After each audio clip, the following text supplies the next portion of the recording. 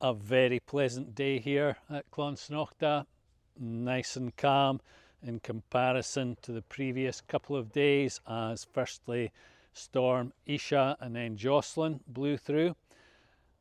The gusts here were nowhere near as severe as they were further up north.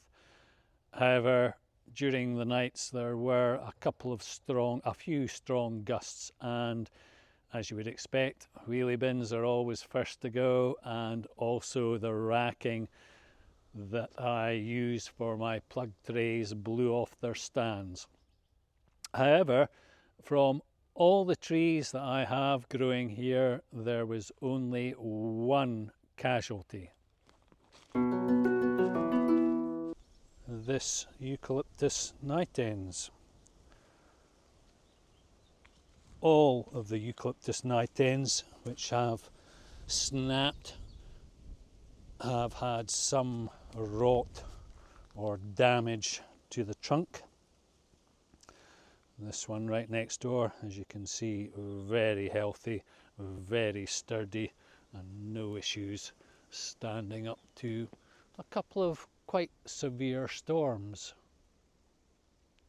The foliage on most of the eucalyptus is looking a bit raggy, and I'd say the discoloration there, the whitening, is frost damage before the storms, and the ragginess is due to the storms battering the leaves. Though I'm quite happy these are going to be fine.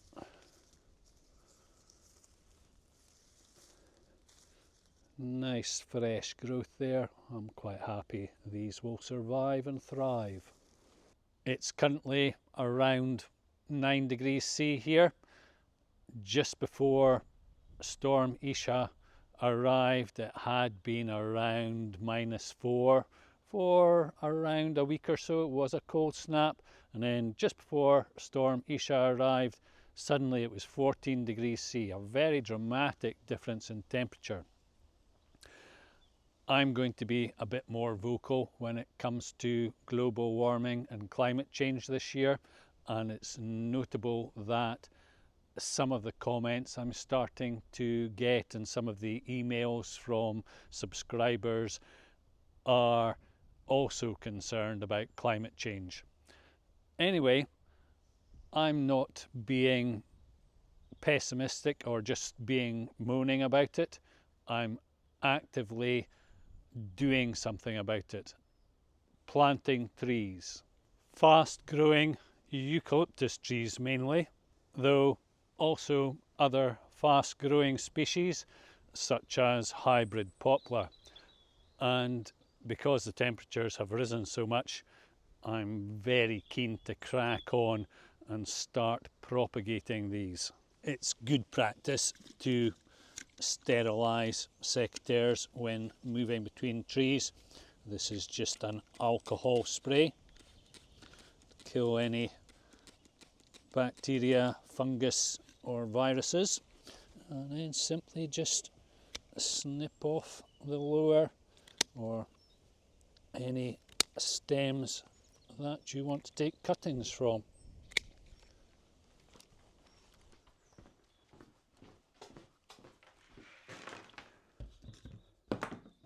This really couldn't be easier.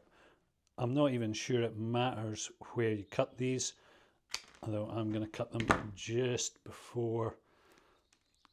after a bud, and then I scrape away the back before dipping the end in root hormone powder.